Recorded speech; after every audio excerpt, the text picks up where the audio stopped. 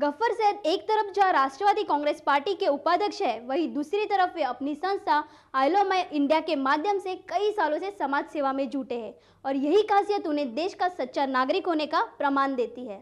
राष्ट्रवादी Congress party के उपाध्यक्ष गफ्फार सैयद कई सालों से समाज सेवा के क्षेत्र में अपना उल्लेखनीय योगदान देते हुए समाज के लोगों के दिलों में एक विशेष स्थान बनाया है। न्यूज़ टुडे से हुई एक विशेष मुलाकात में विभिन्न मुद्दों पर उन्होंने अपने विचार व्यक्त किए।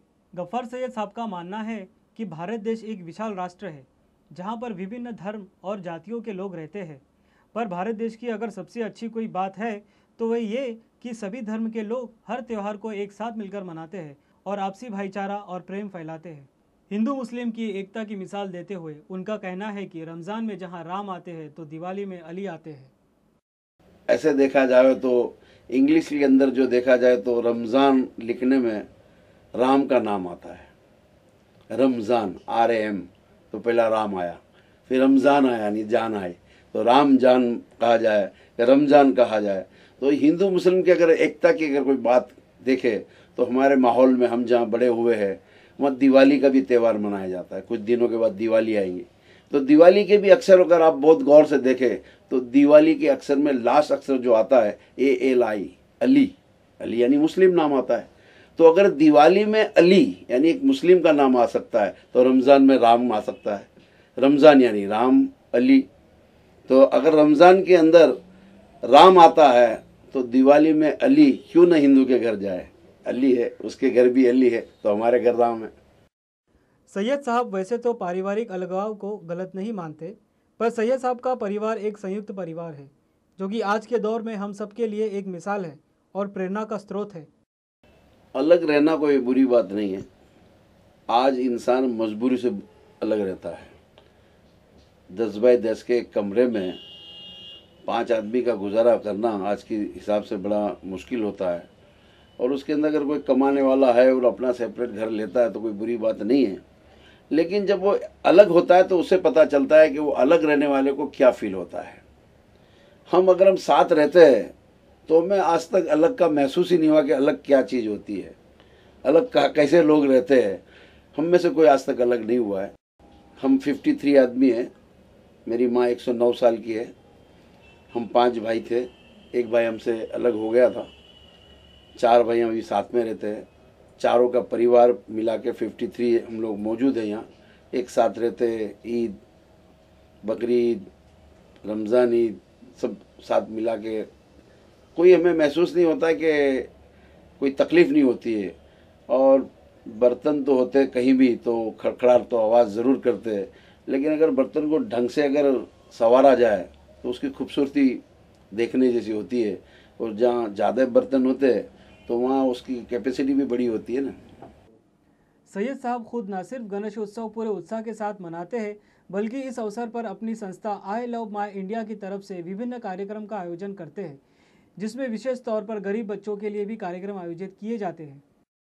महाराष्ट्र का सबसे बड़ा त्यौहार तो गणपति उत्सव है।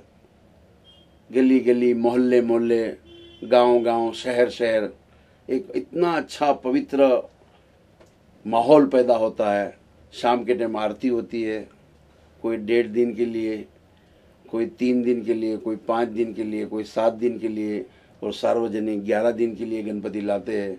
और वो अपनी तरह उसकी पूजा पाठ जो उसके धर्म में जिस तरह मनाया जाता है आरती के साथ मनाते हैं।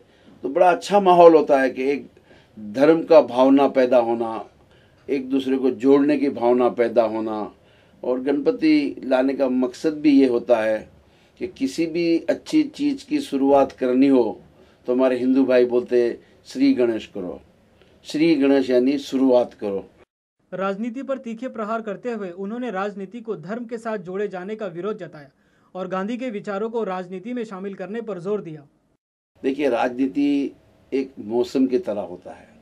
जैसे बारिश होती है, फिर ठंडी होती है, फिर गर्मी आती है। ये 3 ऋतु के अंदर अगर मैं एक ही लिबास पहन के बैठूं तो मैं कब तक बैठूंगा। बारिश आएगी तो मुझे छाता खोलना पड़ेगा क्योंकि बारिश आ रही है। ठंडी आती है तो मुझे कोट पहनना पड़ेगा क्यों कि ठंडी लग रही है। अब गर्मी है तो मुझे कोट उतारना पड़ेगा क्योंकि गर्मी लग रही है। तो राजनीति का मामला ऋतु के साथ जुड़ा हुआ है। आज कोई किसी के साथ दोस्ती करता है तो कल उसके साथ दोस्ती तोड़ देता है, कल तीसरे के साथ दोस्ती करता है तो चौथे के साथ उसकी दोस्ती टूट जाती है। तो राजनीति को धर्म से तो नहीं तुलना हो सकती, राजनीति के साथ तुलना हो सकती है, क्योंकि वार एंड लव में सब कुछ जायज़ है। इस तरह राजनीति में तो मैं मानता हूँ कि कुछ भी हो सकता है, समय के अनुसार राजनीति का बदलाव होता है। अपने मुस्लिम भाइयों से अपनी नाराजगी जाहिर करते हुए उन्होंने कहा कि भारत की ज़मीन हमारी माँ है और हमें वंदे मातरम कहने में किसी भी तरह की कोई झिझक नहीं होनी चाहिए, बल्कि हर एक को गर्व से कहना चाहिए कि भारत देश के नागरिक है और भारत के पुत्र है। वंदे मातरम, मैं काफ़ी मुसलमानों से इस बात से थोड़ा नाराज़ हूँ, वो मेरे भाई है कि वंदे मातरम कहने के लिए वो नाराज़ होते हैं। लेकिन मैं उसे पूछता हूँ कि तुम पूरे दिन में 5 वक्त की नमाज पढ़ते हो और पक्के मुसलमान हो, तो अपनी पेशानी को कौन सी धरती पर रखते हो? वही भारत माता की धरती पे झुकाते हो। सर खुदा के सामने झुकता है, लेकिन सर टिकता किधर है? भारत की ज़मीन पे। और हम उसको बोलते हैं कि अल्लाह की हम इबादत करते हैं। अगर हम अल्लाह की इबादत करते हैं तो दिन में 101 बार हम भारत माता को ज़मीन पे ये माथा टेकते हैं। और ये माथा टेकते हैं इसलिए तो हम इस धरती की रक्षा मांगते हैं। हे परवरदिगार, इस धरती को अमन और चैन से रखना। अगर ये धरती अमन और चैन से रहेंगी तो मैं और आप अमन से रहेंगे। अगर ये धरती अमन से नहीं रहेंगी तो मैं कहाँ से अमन से रहूँगा। वंदे मातरम, हे माँ, तुझे एक नहीं लाखों सलाम। फिल्म अभिनेता सुनील दत्त के साथ घटित एक घटना का विवरण देते हुए उन्होंने कानून व्यवस्था में सुधार की जरूरत को महत्वपूर्ण बताया। दत्त साहब के साथ मेरा एक वाकया हुआ था। राजेश खन्ना गार्डन के पास दत्त साहब को 4 गुंडों ने घेर लिया था और दत्त साहब ने वो 4 गुंडों के साथ अपनी जान की बाजी लगाई थी। ये 84 की बात है। मैं उसका चश्मदीद गवाह था। मैंने सांता क्रूज पुलिस चौकी में जाके इसकी कंप्लेंट की थी। वहाँ के ऑफिसर मेरे पे हंसते थे कि आपने शूटिंग देखी होगी, आप दत्त साहब को जानते हो, वो बड़े फिल्म स्टार एक्टर है। बोला हाँ साहब, को 4 गुंडे उठा के ले गए टैक्सी में, उसकी जान खतरे में है। और बाद में जब दत्त साहब खुद अपनी जान बचा के वहाँ आए, उसके घुटन में और पाँव में खून बह रहा था। शायद उनकी बेटी प्रिया दत्त उस टाइम बहुत छोटी थी। सांता क्रूज जू गार्डन के सामने पुलिस चौकी में मैंने कंप्लेंट लिखवाई थी और उस टाइम पे ये केस 84 में दखल हुआ था और 2004 में केस बोर्ड पे आया था। मजीद मेमन साहब हमारे एडवोकेट थे वहाँ पे, वो आए थे, आरोपी भी वहाँ आए हुए थे। लेकिन 20 साल के बाद उस आरोपी को हम पहचान भी नहीं पाए कि इतनी शक्ल बदल गई थी, उसके चेहरे बदल गए थे। तो न्याय जितना जल्दी हो जाए उसको न्याय कहा जा सकता है। 20-22 साल तक अगर किसी को इंसाफ न मिले तो मैं समझता हूँ वो न्याय नहीं, वो उसके लिए अन्याय है। उन्होंने अन्ना हजारे का पुरजोर समर्थन तो किया, साथ ही कहा कि हर इंसान को सच्चाई के रास्ते पर चलना चाहिए। अन्ना हजारे द्वारा चलाए जा रहे अभियान पर सरकार द्वारा देरी से निर्णय पर उन्होंने आपत्ति जताई। तो वही अन्ना हजारे की तारीफ करते हुए अन्ना को देश का दूसरा गांधी बताया और उनके ब्रह्मचर्य जीवन की भी तारीफ की।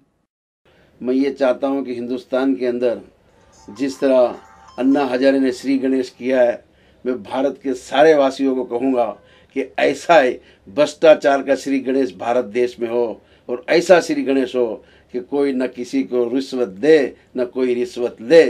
बिना रिश्वत खोरी किए हुए देश के अंदर अमन रहे और एक दूसरे के अंदर भावना हिंदू मुस्लिम की बनी रहे। तो मैं इसके साथ साथ भारत के और महाराष्ट्र के सभी लोगों को कहूँगा कि अन्ना हजारे जी ने जो श्री गणेश किया है वो कल से हम सबको मिलकर श्री गणेश करना चाहिए। जो अन्ना हजारे जी ने शुरुआत की है हमें उसका साथ देना चाहिए कि उन्होंने जो काम की शुरुआत की वो हमारे भविष्य आने वाले भविष्य को अच्छा उज्जवल बनाएगा, भारत देश को उज्जवल बनाएगा। भ्रष्टाचार के मुद्दे पर उन्होंने यह भी माना कि आज की जनता भ्रष्टाचार की गुलाम है और हमें इन बेड़ियों को तोड़ना होगा, इनसे आज़ाद होना होगा। हमारे जो बच्चे हैं वो न किसी को रिश्वत दे न वो रिश्वत खाए। तो एक इस्लाम में भी रिश्वत देना हराम है, रिश्वत खाना हराम है। ये हराम काम से अगर इंसान बच जाता है तो उसकी आत्मा जरूर पवित्र रहेंगी। सही मायनों में सैयद साहब एक सच्चे हिंदुस्तानी और राष्ट्रभक्त है। न सिर्फ मुसलमान भाइयों को बल्कि हम सभी को उनसे सीख लेते हुए अपनी जीवन राष्ट्र को समर्पित करते हुए अच्छे इंसान होने के साथ साथ सच्चे भारतीय होने का प्रमाण देना चाहिए।